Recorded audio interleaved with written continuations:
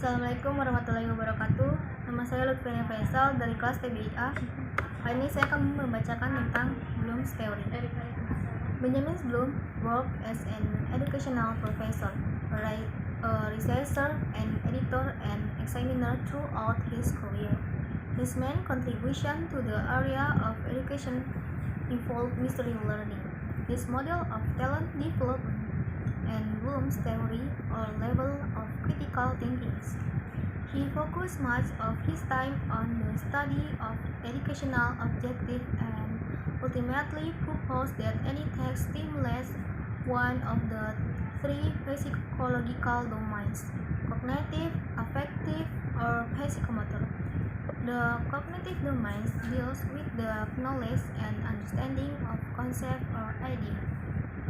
The affective domain is concerned with the attitude and feelings that result from the learning process. Lastly, the psychomotor domains involve manipulative or physical skills. Benjamin Bloom worked for the University of Chicago Board of Examination from 1944 into the 1960s. He did work at different times for the other place, but he always had an office at the University of Chicago. The board was responsible for administering comprehensive exams to students. At first, the comprehension exams were focused only on factual recall of information. As time went on, the exam began to reflect a paradigm change in education.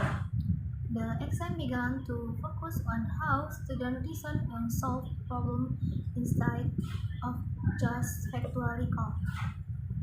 The years that Bloom worked for the University of Chicago Board of Examination affected the way he perceived the purpose of education. The development of his educational taxonomy really began with his work for the Board of Examination. In 1956,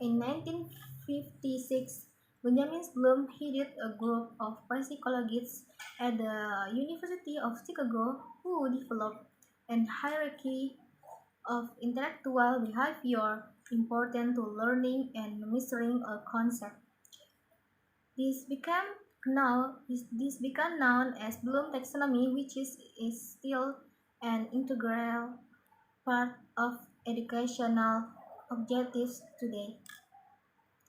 His classification of educational objectives, known as Bloom taxonomy, incorporates cognitive, psychomotor, and affective domains of knowledge. While working at the University of Chicago in the 1950s and 60s, he wrote two important books, Stability and Change in Human Characteristics and Taxonomy of Educational Objectives, 1956. Bloom taxonomy provides structure in which to categorize the test question. This taxonomy helps teachers pose questions in such a way to determine the level of understanding that a student possesses.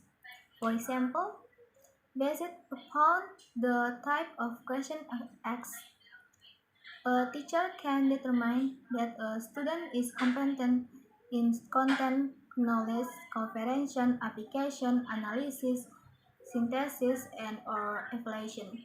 These taxonomy are organized in a hierarchical way to organize information from basic factual recall to higher order thinking. This data table below is from the article written by W. Hyde titled Bloom's et al. Taxonomy of Cognitive Domain. The table below describes the level of Bloom taxonomy, beginning with the lowest level of basic factual recall. Each level is defined with descriptive verbs that would foster each level of learning and describes sample behavior of that level. Bloom's taxonomy helps teachers better prepare questions that will foster basic knowledge recall, all the way to questioning styles that foster synthesis and evaluation.